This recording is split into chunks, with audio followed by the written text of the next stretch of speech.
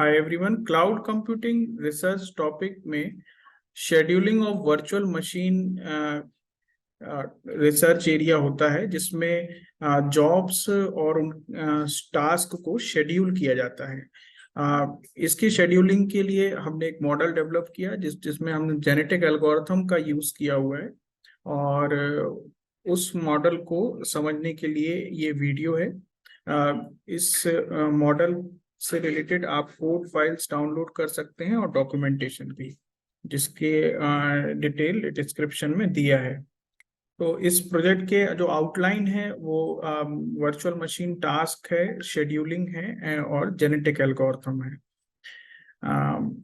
तो virtual machine task को हम समझते हैं कि जो क्लाउड है उस पे कई सारे लोग अपनी कुछ एप्लीकेशंस रन करते हैं, और वो इस चीज़ से अनअवेयर रहते हैं कि जो आपका क्लाउड है उसके पास क्या रिसोर्सेस अवेलेबल हैं और कौन सा फ्री है और कौन सा फ्री नहीं है।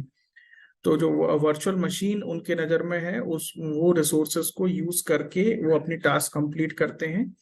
अब टास्क जो होती है वो कोई भी असाइन कर सकता है, किसी भी टाइम पे असाइन कर सकता है जो भी उस क्लाउड के यूजर होंगे।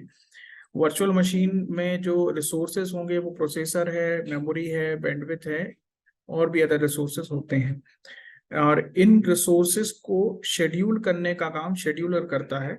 और हमारा जो वर्क रहेगा इस रिसर्च एरिया में वो ये शेड्यूलर डिजाइन करना होगा। तो चलते हैं शेड्यूलिंग की तरफ। शेड्यूलिंग हमने ऑपरेटिंग सिस्टम में भी देखा होगा कि जब हम जॉब शेड्यूलिंग करते हैं कुछ उसी टाइप से शेड्यूलिंग इसमें भी होगी। बस वहाँ पर एक सेट ऑफ जॉब पैटर्न मतलब होमोजीनियस होता है और यहाँ पर हेट्रोजीनियस हो सकता है। मतलब किसी जॉब में आपको मल्टीपल रिसोर्सेस लगेंगे और दूसरे जॉब में सेट ऑफ रिसोर्सेस कम या ज़्यादा हो सकते हैं। जैसे यहाँ पर मैंने इस टेबल में एग्जांपल में दिखाया है कि 20 जॉब हैं और 5 मशीन चाहिए, 20 जॉब है 6 मशीन चाहिए, 20 जॉब 7 मशीन, इस टाइप से।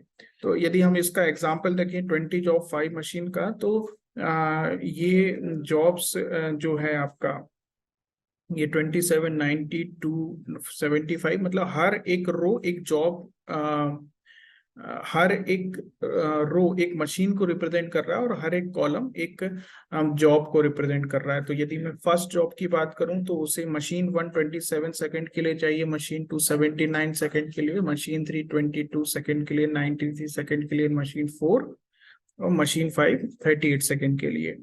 अभी शेड्यूलर का वर्क है कि वो किस प्रकार से मशीन को सीक्वेंस बनाए ताकि जो रिसोर्सेस है उनका टाइम ज़्यादा से ज़्यादा यूटिलाइज हो पाए और कम समय में सारे जॉब एग्जीक्यूट हो जाएं।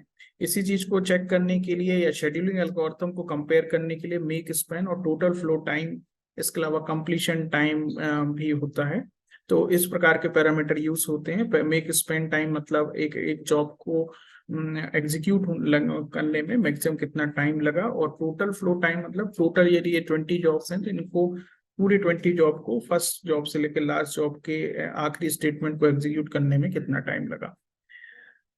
तो चलते हैं जेनेटिक एल्गोरिथम की तरफ, जो कि हमारे सॉल्यूशंस हैं। जेनेटिक एल्गोरिथम में हमने दो मॉडल यूज करे हैं। फर्स्ट मॉडल हमारा particle swarm optimisation. Particle swarm optimisation genetic algorithm से हमने शेड्यूलिंग परफॉर्म करी है। यहाँ पे हर एक पार्टिकल एक सॉल्यूशन होगा। ये सॉल्यूशन जो है हमारे लिए एक सीक्वेंस है। मतलब यदि मुझे 20 जॉब्स एग्जीक्यूट करनी है तो यदि मैं 1 2 3 4 एकदम सीक्वेंस में कर रहा हूँ तो ये एक सॉल्यूशन हो सकता है। फिर सेकंड सॉल्यूशन सपोज करिए मैं 20 को पहले एग्जीक्यूट कर दूं, फिर 19, फिर 10, फिर 8, ऐसे किसी भी सीक्वेंस में मैं उन जॉब सेट को एग्जीक्यूट करवा रहा हूँ। तो हर एक सीक्वेंस एक पार्टिकल होगा।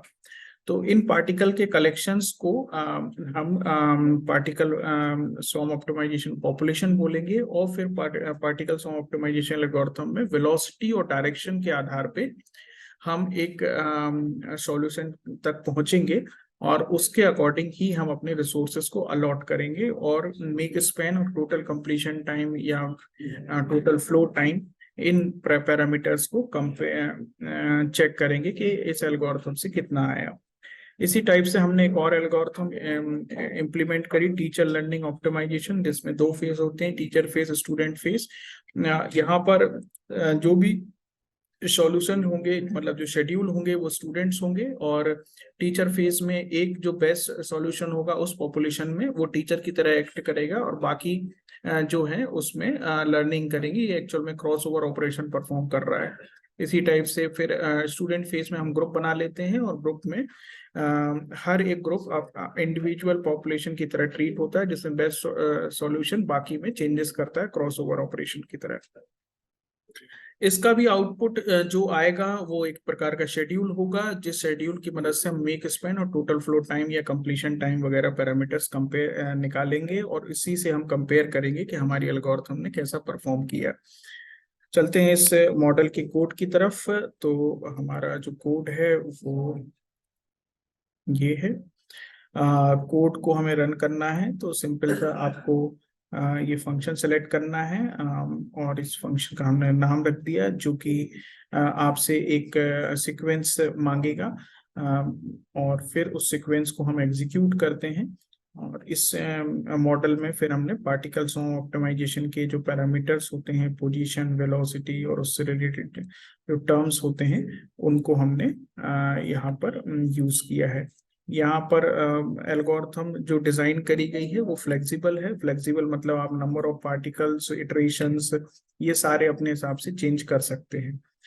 अब यदि इसको रन करना है तो हम रन बटन पे क्लिक कर देंगे, और मुझे एक सेट पास करना होगा। ये एक स्टैंडर्ड सेट है, इसकी डिटेल आपको डॉक्यूमेंट में मिल जाएगी। और जैसे ही मैंने स्टैंडर्ड सेट पास किया तो वो मुझसे कुछ पैरामीटर्स मांगेगा, जैसे मेक स्पैन कितना है, टोटल फ्लो टाइम, और ये अपर बाउंड है, मतलब मैक्सिमम टाइम कितना लेना है, क्योंकि वो जो फिटनेस फंक्शन है वो मल्टी ऑब्जेक्टिव रहेगा, जिसमें make span, total flow time और कंप्लीशन टाइम वगैरह वो मांगेगा, और उसी के अकॉर्डिंग फिर वो एल्गोरिथम हर एक शेड्यूल को चेक करेगी कि यदि वो इससे कम आ रहा है तो ही वो उसको जाने देगा, और वो अगला जो क्रॉस ओवर के बाद सॉल्यूशन आएगा उसको अगले बेस से कंपेयर करता जाएगा, ताकि एक अच्छा या बेस्ट सॉल्यूशन आपको मिल पाए। और ये इसका जैसे आउटपुट आ गया है, तो इसी आउटपुट को फिर हम टेबल में डाल देते हैं। जैसे 20x10 पे अभी हमने रन किया, ऐसे आप सेट बदल सकते हैं, 20x9 और भी 10x5, इसी टाइप से अलग अलग सेट होते हैं, तो आप उन सबको एग्जीक्यूट करके अपनी वैल्यूज निकाल सकते हैं। और इसमें हमने जो नॉर्मल एल्गोरिथम्स होती हैं, शॉर्टेज ऑफ फर्स्ट और ये सब हमने इम्प्लीमेंट नहीं करा है, क्योंकि उनके उतने अच्छे रिजल्ट्स अपने आप में नहीं आते हैं, क्योंकि ये डायनेमिक एल्गोरिथम्स होती हैं, तो ये इसको एब्जॉर्ब करके इस प्रकार की डायनेमिक सिचुएशन को हैंडल कर पाते हैं। I hope this video help you to understand what is scheduling, and to get more benefit from this project, you can download it, and if you need more discussion, you can contact me. Thanks for watching.